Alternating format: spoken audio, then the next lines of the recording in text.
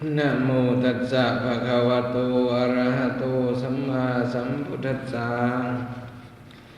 ศีลศีลศีลทินไสยมังคลาอาคมผมมามีหันสะทันอันพิเศษเป็นนิทานสัตว์ทั้งหลายได้ตั้งโยนสูงข้าเสริมถึงของพระบุโรมาโพธิสัตว์เจ้าเมื่อได้สร้างโพธิสมภารนั้นมาเป็นประธานก็จริงถวายน้อมนามันสักการแด่บุญดาบัวลาบานโองกาจิสุภาพมีปุณณตุลยาภาวุลาเตโสไสยมังคาลาติเลงอาเนกศีสาวันสาลีจงมีแก่ฟุ้งนรเทพามานุนกุลทักคุมบันกันดาปาญาอาลังคาเทวดาสุลาสุรินอินพรหมยมมาราชาเทวดานคนฝูงสลาจงห่วมพึงหายังหิตานุยตาปาโยชน์แก่ตนและท่านทั้งหลายอย่าขาดอย่าได้ประมาทจงตั้งโสตาปาสาดาฟังยังมหาสังฆาอันนิ่งอันโกนเก้าสียังวรพุทธศาสนาอันบุพาจารย์เจ้าหางสังฆายังตราไว้ว่าได้5,000 วาจาเพื่อให้หูว่าพระสัมมาสัมพุทธเจ้าเข้าสู่นิรวานันประเสริฐอันบ่หูตั้งคำเนินในวัฏสงสารพุนจาเล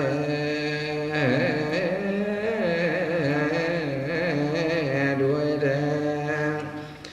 พระบุญท่าเจ้าแห่งเฮาได้สร้างโพธิสมภารนานประมาณว่าได้เสียจงไขไปเส้นมากับนับแต่ได้ละดำปัญญากรแต่พุทธบัวลาบานแห่งพระสินลาที่ปังก่อนปังเมื่อเจ้าได้เป็นราศีสุเมธรเจ้าก็เท่าต้นนอนเนื้อเพื่อต้มหวานของอาบุญตามบัวลาบาทางขัวสะพานเป็นเข้าตามโตเท่าได้มาเกิดเป็นเจ้าสีดานลาจางกุมารเจ้าก็ได้เสวยสูงสำราญในบังคับภาษาลาจามุนเทียนนานประมาณว่าได้16 เขาเจ้าก็จริงได้เสวยลาดเด่นพ่อปัญญานานประมาณว่าได้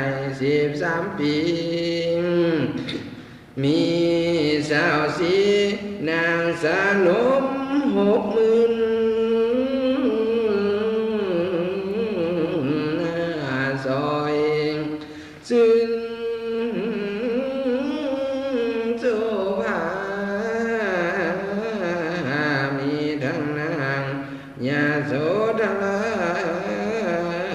พิมพาเป็นเขาเจ้าก็จริงลิงเห็นยังคนเท่า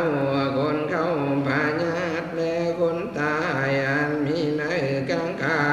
นเจ้าจริงมีพระราชาจินดาวาสงสารนี่นะนิจามาบ่เที่ยงหูคอมเบียงตองตา ดชีวิตสัตว์มีน้อยนิดบ่ทันมุมเขตเราเลยตายหวนกูไปคนไขว่หายังของอันประเสริฐลามเลิศกว่าสงสารคือภาษาพันยุนตาญาณดวงลำยิงก็จริงควรแท้ดีลีนะ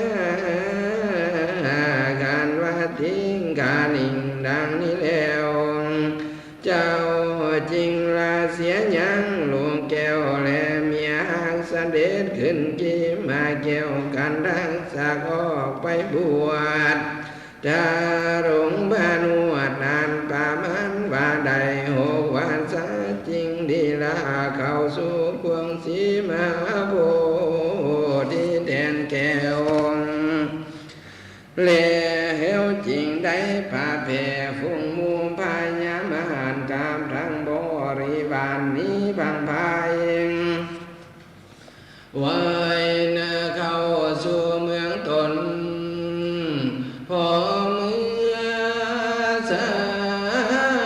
ยลุ่นพุ่งขึ้นมาแล้วพาตนแก้วก็จริงได้เลี้ยงลาถาดปัญญาสาพันยุนตาญาณการเป็นพระองค์ลำยิงเจ้าจริงยกออกอย่างสัตตาโลกกามทางเทวโลกให้พ้นจากโอกาสงสารให้ได้ถึงนิราพานานประเสริฐอันบ่หูตั้งกำเนิดเมื่อภายรุ่นพุ่นสาเลด้วยแทนความบุญตาเจ้าเองเอาได้เลี้ยงรัตตันพญาสามปัญญูนตาญาณเจ้าก็ทั่วละมันอยู่สังสนปานาสาทางไรนานป่ามันว่าได้45 บาทจะมีบุญทางกินจานเจ้าหากได้กระทำแล้วก่อนเสด็จเข้าสู่เมืองแก้วเก้าคือว่ามาตามหานครนิลาพันธ์เจ้าก็ลิงเห็นยังสันในวัฏสงสารมีอาการทุกโศกโลกหายยิ่งหนักหนาอาญตนาตานาทาน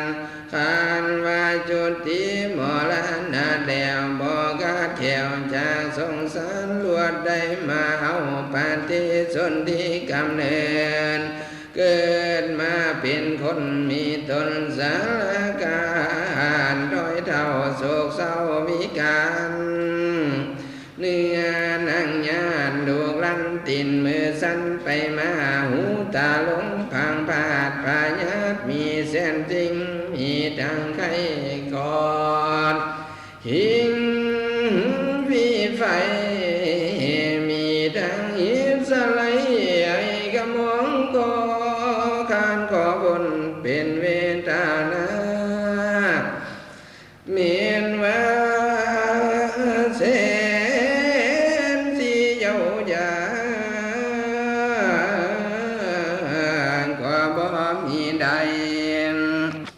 เส้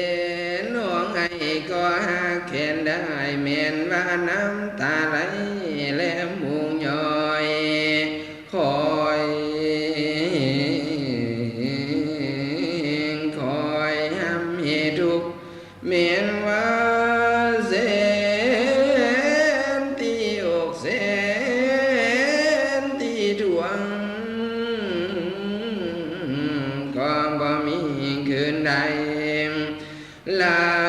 ขับไว้ดูได้หายชีวิตจินมรณะบ่หูจากเหตุสงสารลาเสียยังกายยามบินญา านอยู่ใจกวายก็บ่ฮู้จักเหตุอันหาและอันดีตายเป็นผีเสียเป่าเปื่อยเน่าเต็มดินนอนจอกินอยู่ยี่ยุบยี่หยาบแห่งกาเมียหวายดูอย่างยายตัววิเวกเท้าเจนจากกวานอันนี้เป็นของรุ่งในวัฏสงสารหลายหลากอันหนึ่งสองหากสองหากมากันแล้วพลอยเรามาอยู่หากเป็นสองอันนี้ก็หากเป็นของลูกอันลำยิงเห็นแล้วจริงตั้งไว้ยังกองแก้วเก่าคือว่าวรพุทธศาสนาสังฆญาตราวาได้5,000 ปีไว้ทางเจดีย์ศรีสาธุไทยไว้ทางบนทางหูเทียมตนไว้ทางไม่สีมหาโพธิต้นป่าเสริญต้นลำเลิศยิ่งกว่าไม่ในโลกโลกาไว้ทางธรรมเทศนาแก่นักปานสังขายาตรางการไว้ว่าได้84,000 กันเพื่อให้เป็นที่อัศจรรย์แก่นักปานเพื่อบ่ให้ขาดของธรรมเพื่อให้เป็นยายำมันลำยิงให้สัตว์ทั้งหลายได้ดูจินแล้วจริงให้เสียยังสติสาม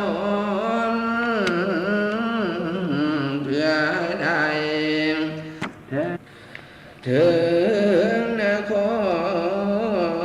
รนั้นประเสริฐเพื่อ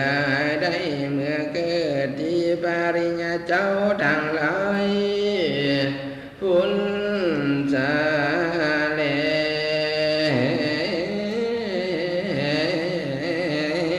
ที่แทนบ้านธานีมาจากเจ้าแต่เจ้าสีทานอยู่ละญาติขึ้นสู่แทนแก้วสูงได้18 ศอกเจ้าก็ไว้หน้าเมื่อกำตาวันออกหุ่นเนียงบัวละผา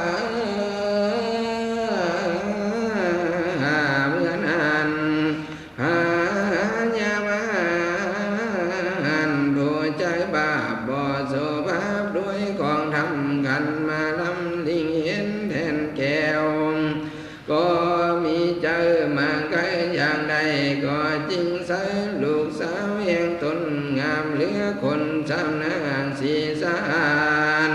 ทำมาจากเชื่อกันละญาผู้หนึ่งเชื่อว่านางราคาสีหยดย้อยผู้หนึ่งเชื่อว่าตันซอยใจแสงผู้หนึ่งเชื่อว่าละดีงามแวนยิ่งล้างคณะทวนทุกสิ่งหลายประการเกศดำใส่ทรงดอกไม้กองวันคำจำนำผมของเกณฑ์ถ้ารงเพชรเพียงมายาสมโสภางามสาจรเนื้อเก่งอ่อนทั่วละถอยซึ่งใจงามกาเขียมเก้าเงียงสายบิ่งเบียงสะใบ เข็นงามอ่อนเอ็น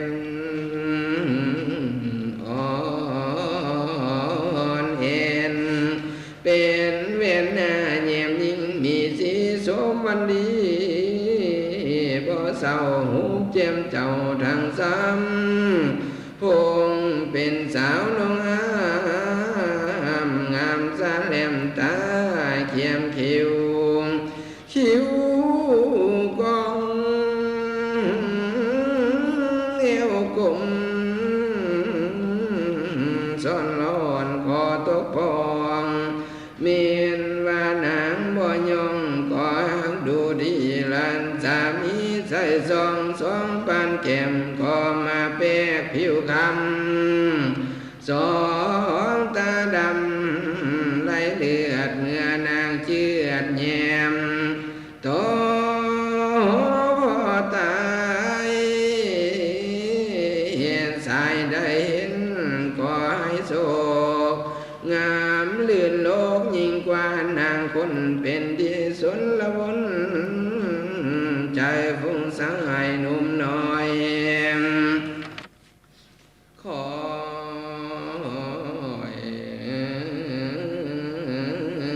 อยใครเฟื่อแฟงก็บอกว่า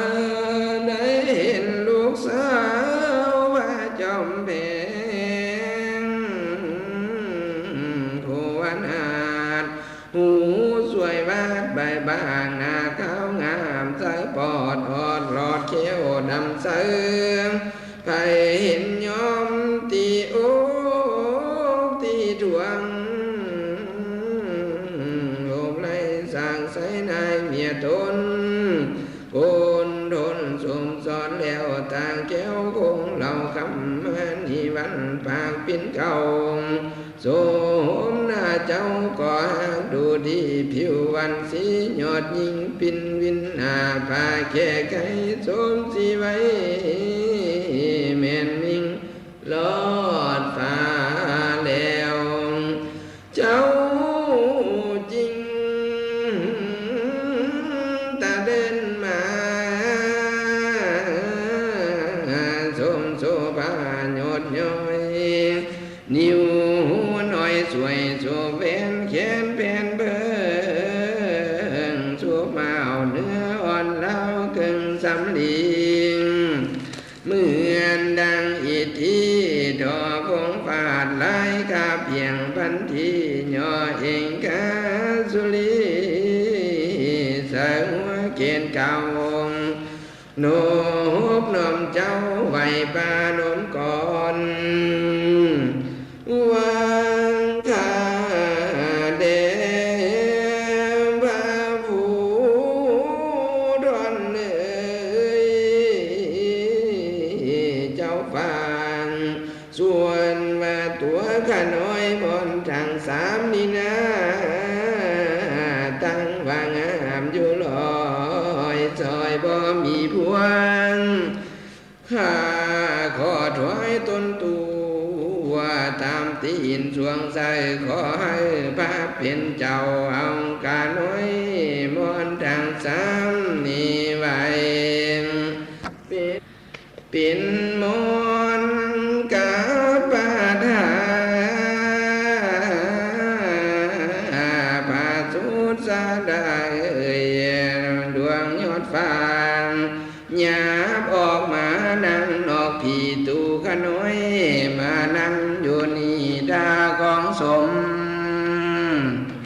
ข้าไว้เจ้าสมมนาตนงามโอ้ยส่วนว่าตัวกาน้อยมนทางสามนี่นะก็หากมางามกึ่งเสมอกันเจ้าจงลงมาบาลันโดยด่วนมามวลลินสมสนุกอันว่าความสุขความสนุกในเมืองคนก็หากมีแต่โดนนี้แล้วเจ้าจงลงแดนแก้ว สังโฆมากระทำการอันยากตุกากันอย่างใดพาอยู่เก่าเมื่อเป็นเจ้าและเป็นผัวเห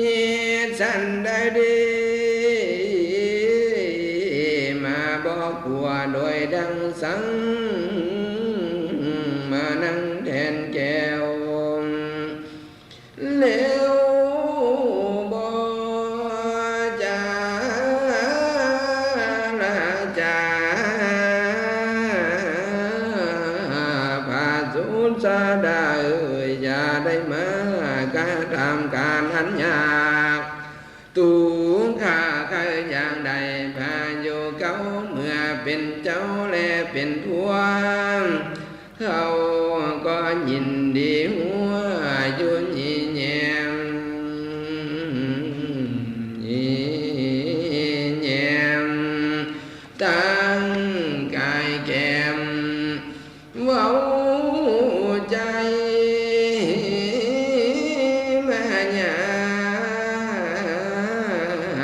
ลิงแล้วผู้วันนาดยีคิวฟ้าต่ออารมณ์สำแดงนมทางสองเต้าคือดังจุ่มทองสองมองตาลิงลำทุ่งสมุไปสมพานิจรสองพานิจเพื่ออยากให้พระเจ้าตนวิเศษลำลิงเห็นจริงมาทำของอีที่หลวงไหลเพื่อว่าเขาจากได้ด้วยง่ายก็ลดใจมาหยาปันนาหลายสิ่งเมื่อนานพระบุญตาเจ้าตนวิเศษลิงเห็นเป็นอัศจรรย์หลายหลากเจ้าจริงมีพาลาจางโกวานไว้ที่ตัวสู้ทางหลายนี่นาทางว่าเมียนจากพี่สามกูทางใจอันหายและอันดีสู่สังวาจากเอาต้นกูพระมุนีนางเก่าเมื่อเป็นเจ้าและเป็นผัวสู่สังนิจโนการว่าพระพุทธเจ้ากล่าวตอนนั้นแล้วนางนาดแก้วทางสามก็ลวดอยู่บ่ปากกลมหน้าหากรักอายเลยเรากับกายเป็นญาเท่ากลางวังเว้าหุยหายไปแห่งมาบ่ได้เป็นปลาดุนจะดังไข่สันดังคิงติงตนนี้บ่ได้จับไม่เท่าไตเดียวทางตาฟังหลงบาดพิงหัวงอกสิ่งปานเล่าสามนางขานเดาอาเพียวแควลอนอกจำฟันเนื้อนังยานดูลันตินมือสันไปมาทันนานมทางสองเท่าเรามาญานยุตตายใจตัวใจเมื่อนั้นนางทางสามก็ยินลากอายยิงยิงเมื่อบอกแก่พระวรปิตาตนพอสามสอนตหลายประการเมื่อนานพญามารผู้บ่พิจารณาคุณและโทษลวนกิ้วโกนโกธาบ่พิจารณามาเครื่องเกียรติว่าจากบังเบียดเจ้าอ้างปาลมีมันจริงนี้เมื่อสู่ถึงสันฟ้าบอกให้ฟุ้งแก้วกาทางมูเสนาเอากันมาถูกมุมข้ามข้างอยู่เต็มเมืองเสียงนั้นเนืองมีกองบางพองแบกเงากำพา ด้วยน้องบางพองถือหน้ากองกับปืนไฟบางพองถือสีขันใส่ลายมุงสาผู้พร้อมลวงลายบางพองถือก่อไข่ลายคำเรียนสลายมือเบื้องซ้ายบุงลาวแหลมภายขวาแทงออกดาบเป็นจ่าเป็นดังจังเต้นข้ามกาโยงแทงบางพองถือหน้ากองแต่งดายิ่งภายหลังถือหอกโจกโคกหน้าคือโคนเหงในตั้งอยู่ภายหน้าและภายหลังสังกาญาลีพลมาหันมาบ่อน้อยได้ห้อยโยดฟุ้งกาโกดมันเมนเพนคำมีได้มวลสาผู้พร้อมลวงลายส่วนดังตนพญามหันผู้ใจบาปก่อนขึ้นคิงขอสร้างเมงกาลางสองตีนหลังยำขอบจังกะวานไว้วันสองตีนหน้ายำกวงสีมาโพธิแทนแก้วเสียงสะเทือนดังขี่ขึ้นฟ้าห้องตื่นผู้พาเมื่อนั้นเทวดาต่างหลายฟุ้งมาอยู่เฝ้าเจ้าก็เลยยันล้วนกำกายย้ายเข้าสู่เมืองตนกามทางพญาผมผู้วานาทานกลางเสตาสาดาดวงดีมีมนตนได้ห้อยโยดฟูลูหุงแก้วสนสายองนี้กำทั้งพญาอินสุลินดาเทวราชอันเป็นผัวนางนาดหน่อยส่วนสาดังเท้าก็ใบเอาห้อยสังก่อนเก่งมัดเมียงไว้เนื้อหลังทะยานตนนี้เจรจากกามทางพญาโกนตาลาดก่อพันพาดบินบนสนลาบนป่าไปไปเจ้า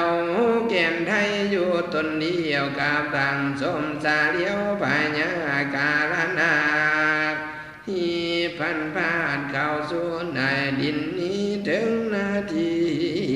นำยังทอดตนดาวเข้าเมื่อนั้นถึงองค์ใส่ที่อยู่ทอดจริงจูนที่ใส่ยาแลนาเบิ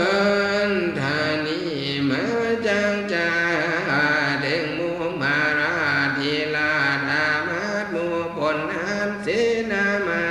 หันไหลหลังเสียงสานันกองดอลานีเสนาดีไปตามลาดามาดมูโยธาบางพองถือปาลาเดียรดาดบางพองถือสีอานาดกองแลปืนไฟบางพองถือสีกันใส่ก่อนแกงทั่ว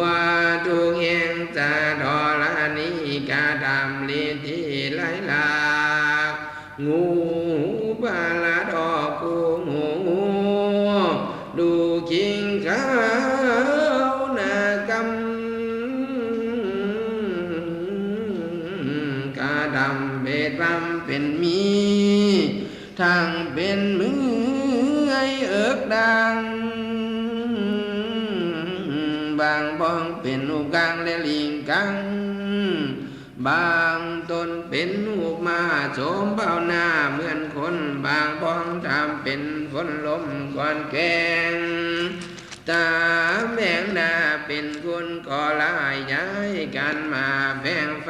หูบนักใหญ่และหลวงคำบางบ้องทำตัวเป็นหูบสั่งอาปากกว้างกวาดแกงห่วงงาบางบ้องหน้าข้าวเขียวขิงกำบา างพองดำเวทบังเป็นยักษ์สักดังสักดากแล่นลงมาเป็นมูลสาผู้พร้อมกันอยู่ล่วงไหลใหญ่กันมาไล่แห่งสีแจงอ้อมเป็นปาลิวานส่วนดังตนพญามารผู้ใจบาปก็จริงนี่รามินตนลาดให้ได้พันแขนมือหนึ่งถือเหล่าแหลมฟอนปาดมือหนึ่งถือเงาอาจแกงบางสองมือถือปาลากาบออกมือหนึ่งถือคนตอกแต่งดาตีมือหนึ่งถือสีกันใส่ยกยืนมือหนึ่งถือจังกาวดพวงพันไปสังกาญาลีพนมานาบันบ่ได้ไหลนองมาบ่ขาดเดียระดาต่างอยู่หลายทันแขนทั้งกลางทูด้านหูทองกวนแกงมือขวาถือปืนแต่งยิงไปพันเป็นไฟเดียระดาษเลยล้วนกามกายกายเป็นดวงดอกไม้บูชาปาแขนได้ย้อนสินสารจาดา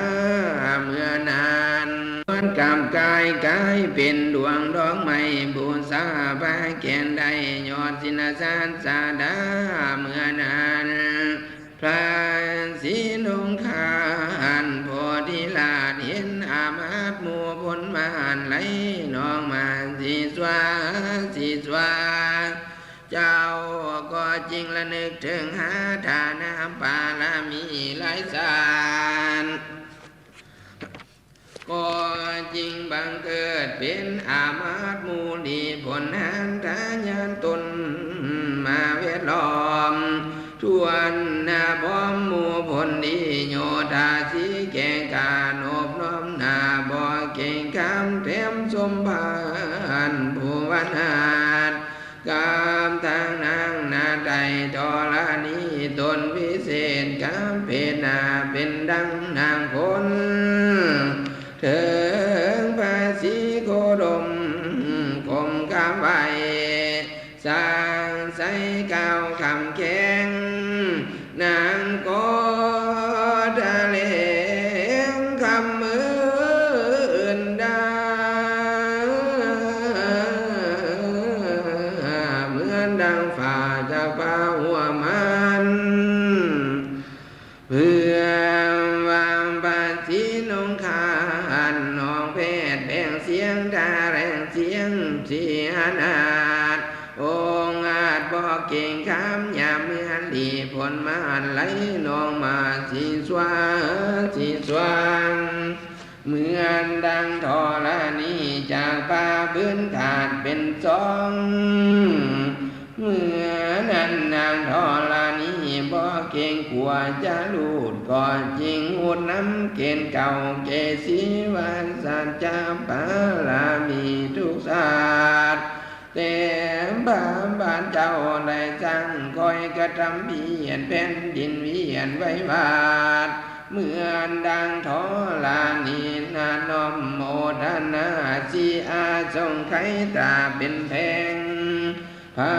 ยอมแต่งนำมาดวงศาสตร์เพื่อบ่ให้ขาดอย่างน้ำหยาดไม้ทานดวงวิเศษนางจริงไม้เกณฑ์เก่าเกศีกำจัดลีบนมานไกวกอดบานสาสวนฟงเป็นพงเป็นฝนลมตุงกำเป็นแม่น้ำไหลท่วมสร้างพญามารลมเสสนเสดาวดินดีดาวเหนือดินเมื่อนา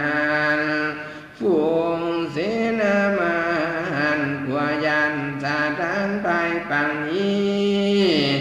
บางปองลาเสียยังบาลาดีแลดับกาหน้ากองหมู่ปืนไฟเมื่อนาน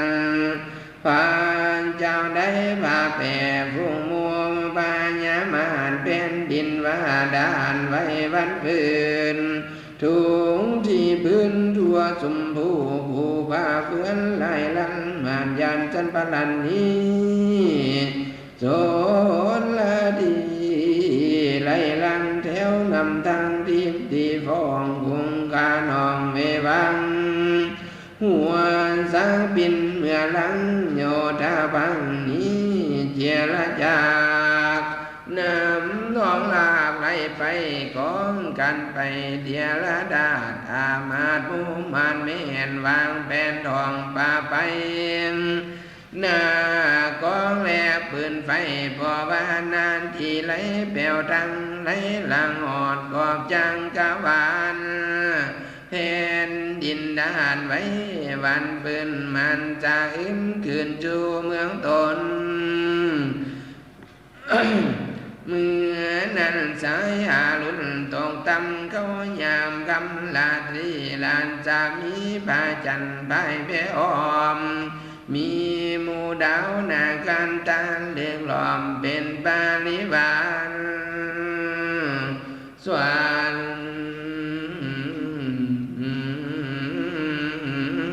สวรรค์เสียงเป็ดปอง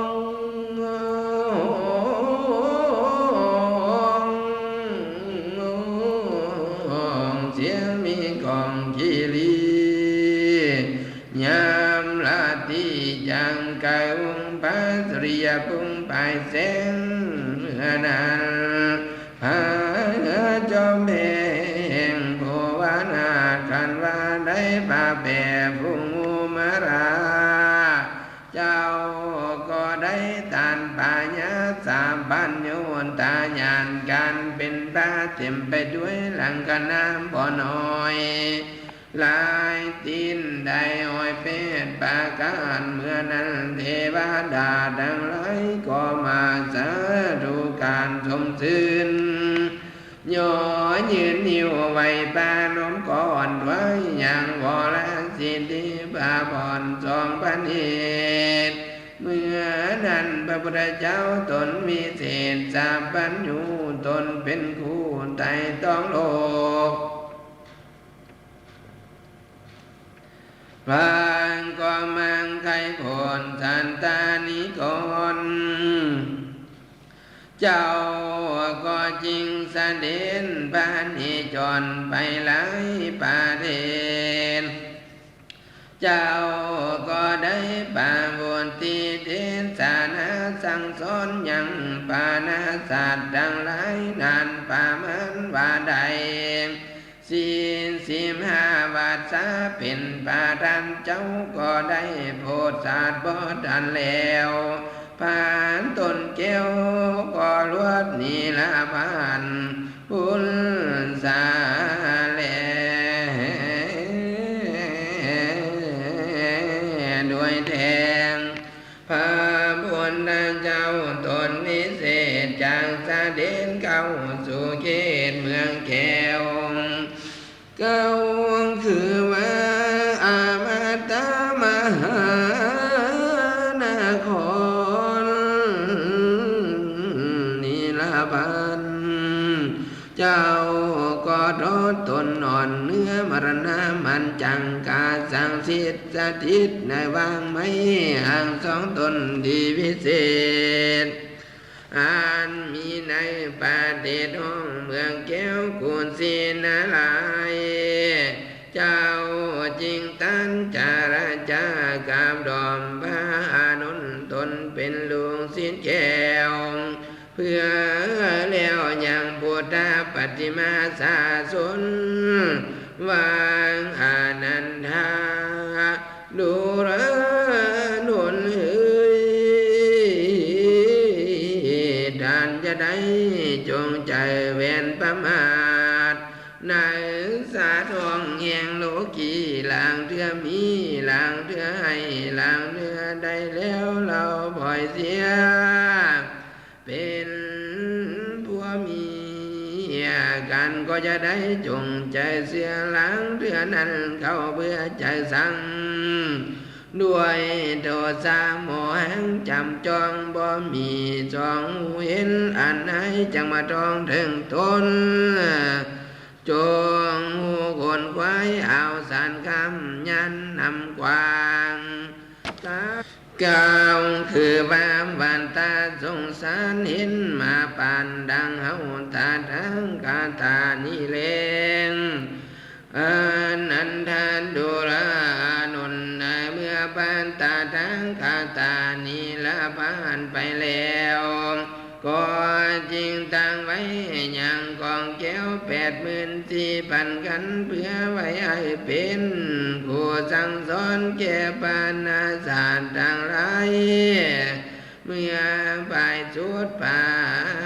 ซอยพุนสาเล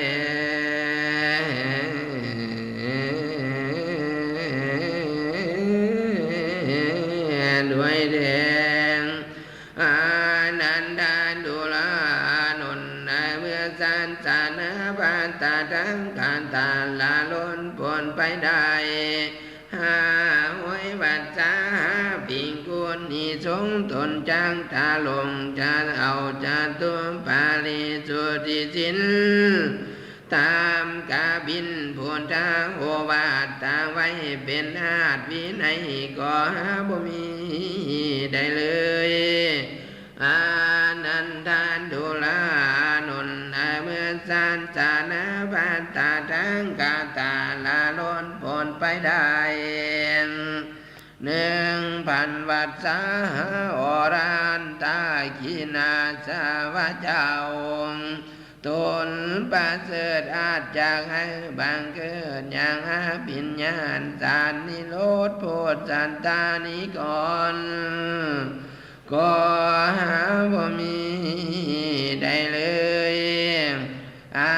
นันดาดุรานนเมื่อตนปานตาดังกาตานีละบานไปแล้วได้2,000 วัดสาปิงกุตนจะขึ้นใจเอาอย่างปันไตปิโดกอ่านปานตาดังกาตาหากยกออกมาเทศนาในปัญจานิกายทั้ง5ก็หาบ่มีได้เลยอานันทานดุลานนเมื่อสันสานาปานตาดังกาตานิละปานไปแล้วได้3,000 วัดสาปิงกุสงจางลงสุมนุมกันพอทวนทีให้หูแจ้งทีว่าสังฆกรรมมีตนว่าอุปสมปรากฏด้วยจาตุนทานสีปันนรสีและสามัคคีก็หาบ่มีได้เลยอานันดาดุลานนเมื่อตนปานตาดังกาตานิละบานไปแล้วได้4,000 วันสาไตรจีวรนั้นเป็นมหันตคำสอนดวงวิเศษคุณนาติเลกอาเนกแห่งโยกาวาจาละเจ้าก็หาบ่มีได้เลยอานันดาดุลานนเมื่อตนปาตาดังกาตานิละบานไปแล้วได้5,000 วันสามาตาว่าบุคลาผู้ใดได้ผ้าเหลืองน้อยน้อยห้อยบางความไปมาคนทั้งหลายก็จางสมมูลบุคลาผู้นั้นว่าเป็นเจ้าปิงกุญามนั้นพุนสาเล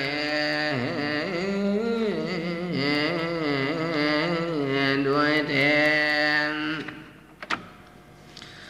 สันสนาพันตาดังกาตาก็ยังคอยกลมรมโจมอยู่เท่า5,000 วันสาปีว่าจากสังขายาตราเป็นลาดูได้15,000 ลาดูเป็นประธานพี่จังจัดเป็นเดือนได้60,000 เดือนบ่มีกาพี่จังจะเป็นวันอุปสมบทได้120,000 วันอุปสมบทปีจังกดเป็นวันสิ้นน้อยได้240,000 วันบ่มีแพก พี่จางแจกเป็นวันได้ล้าน800,000วันพี่ปักปันเป็นยามได้ช่องตื้อไป8,800,000ยามคุณจาเล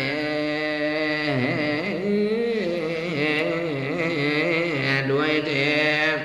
สารสานาปานตาทางคาตาก็ยังก้อยกลมลมโจมอยู่เท่า5,000 วัดสาก็จากมุนศาสนาในพิสวดมนต์สินกามาคาธาภาษาหุนลาวาปีไว้เจิงโกนเข้ามาเนยมันตาลาดูเดือนนกเพ่งวันพุธบริสุทธิ์มือเต้านี้มีเนนางการตะลึงถึกหน่วยชื่อว่าวิสาขายามเวลาจางกายหงมุงเห็นหน้าลวนโนไทยไข่ปาลันจะมีปองภายสายงามเสอสะอาดแต่นั้นจำบานสาลีลิกาดาเจ้าทั้งหลายอันใหญ่อย่างโยงคุมมูไม่ไปบ้านอ้อมจอมเขาอยู่กันดอนจาคุ้งกามหาสามุนสุดแดนเส้นกอบจางกาวานั้นเป็นสาดันที่ยุงเฮียงมูพี่เสือน้ำนาขุดสุดเมืองเมนแดนสาวันก็บ่มีอุเศร้าแต่นั้นจำบานสาลีลิกาดาเจ้าเจทางไรเทียงเสด็จเข้ามาบ้านชุมนุมกันเป็นบ้าเป็นตนพาปัญจากันเสเสนเหมือนดังบานสุริเงียดใหญ่ลีลาก่อนเสด็จขาการขึ้นสู่อารัตนาบัลลังก์นางกาสังสิทธิ์นาสถิตเทมเข้าไม่สีมาโพธิแทนแก้วนั่งอยู่เลี้ยวพับปะเนียงเสื่องดูตาเกิงตาการชุ่งใดชิมเป็ดทองผ่าจิงเล่งเป่งออกอย่างสามปันนาหลังเสียงเต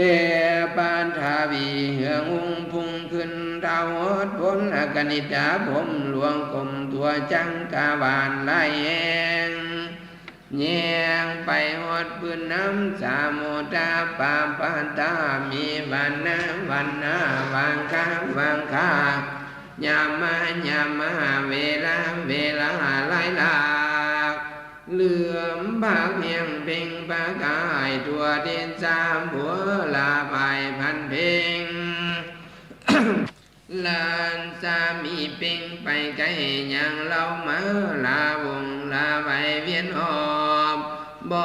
หูกี้หอยหอบออมตนพาวงลานสามีเหียสะลงยี่ยังคือดังน้ำขังเสือไตคำนีลาดันที่เขียวก็เขียวยี่ยับเหมือนดังปีกแมงครับเลื่อมยี่เยืองปีนตาดันที่เลื่องก็เลื่องงามหลายลากคือดังไก่ซ้อนดอกบุญนักหน่อยซอยโซลาปีคือดังจำปีจำปากันนิกากันเจตงามเพียงเวทานุสาโลหิตาทันที่แดงก็แดงเสือแดงทันที่แดงก็แดงยี่ย่องแดงเสือซองสูงคุ้มมาเทียมดองจานเนืองคือดังดอกไม้เมื่อยังบานตายการงามเมืองงงงามเพียงพุ่มกายญาโอตาทันที่เขาก็เขาสุดยิงคือวันนาเพียงสังขายามาอย่างเรามาลาวงลาไปเวียนออบเกี่ยวก่อนเท้าฮอดโมลีลานจามีเที่ยวป้าเปมคือดังสายป้าแม่เพื่อง6,000ปลายบีนอลานคือดังไก่ชนดอกบุญนักหน่อยจอยชัวละพี คือดังสมวันนาคารกาสีลันจะมีเหลื่อมเหืองเส้งแดงอ่อนหงสามบาทเพียงบัวไก่รัดจะมีหลายหมู่เป็นผู้พร้อมกันอยู่สอนหลอนดันที่อ่อนก่อนเก็มสิวขึ้นแต่วางคิ้วดาวหอนลานตาอันนี้จะพออุปมาไม่ไปเทียมเหตุอันจากให้หมดอุปาเดชก็ยังเล่าเดือหลายลันจะมีไผ่แผ่ออมคือดังเทียวแก้วออมคำแดงเสียงสันตารัตนาหอยออบคือดังพระจันทร์แจ้งจอดเมืองเมนเส้นดวงดาวเดียรดาษโอพานองค์พันดวงเป็นป่าดวงป่าเรื่องเฮืององค์ทางหลังองค์ทางหน้าองค์ทางฟ้าองค์ทางดินเห็นทางอินทางบ่มยมมาคนมานุนกุมบันกันดับปัญญาอาลาคาเทวดาสุรินยินบ่มสวนกันมาเดือทุงทุกภาคทุงกาดาษและทุงใสทุงกวยทุงทองไข่แก้มซองมีทั้งปาตัวปาทุปาทิพใจ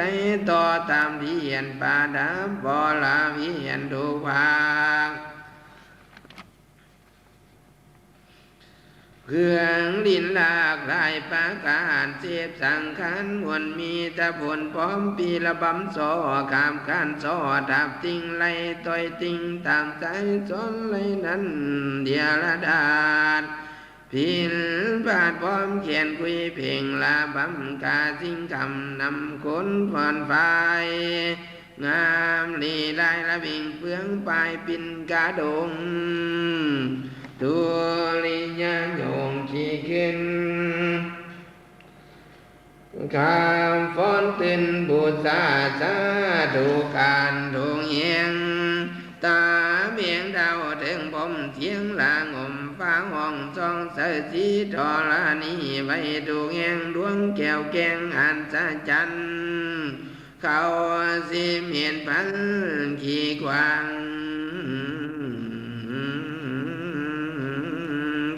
ขวางน้ำตาหมดกวางแต่งตีฟองลาอ่องลาลอกเป็นเก่าตอกดอกไม้บูชาแก่ใบแก่นได้ยอดจินตาตาดาเมื่อนั้นอินดาดิลานเจงขอโอกาส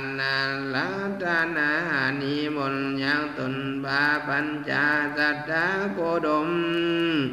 บ่รมมาบ่ปิดเพื่อจะให้ประวุติเทพสานาเมื่อปลายสุดปลายซอยเมื่อนั้นปายอดซอยสามพันอยู่ต่อวันจังขอเงินต่อวันจังได้เป็นครูสั่งสอนแก่ปานาศาสตร์ทั้งหลายนานป่ามันว่าใน7 วันเจนขึ้นแล้วป่าตนแก้วจริงโยกออกอย่างเสียอย่าจริงโยกออกอย่างอื่นหาใจใครกล่าวแก้วอ่อนเต็มแล้วด้วยน้ำปัญจกันดาลซาของหอมมีมามีหรือคือกาออมน้ำอามาตาเสลาภาเป็นยาใจยาปาก็ห้อยไหวไปโพดเป็นลนสามธรรมเทศนาไก่ทรงโสดโหดทางอินโหดทางบ่มบนยมมาคุณมานุนสาเทวดาที่ส่วนกันมาสมตื่น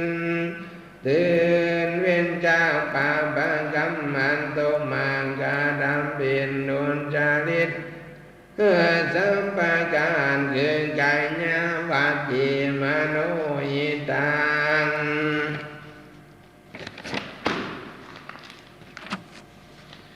คือกายาวาจีมโนโทโสโมโลภะคิวโกนส่วนเสียหมดแล้วเหตุว่าได้ดูดกินน้ำแก้วมาดูลารสอานอมหวานอ่อนซอยเมื่อ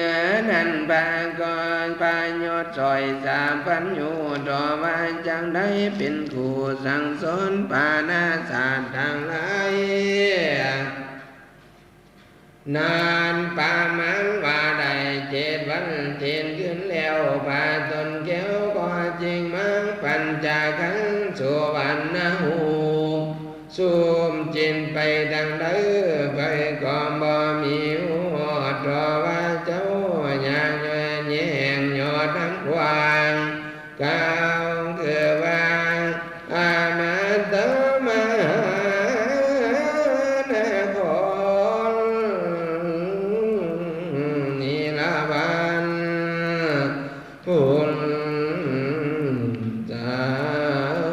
เลด้วยแรงจานตาโล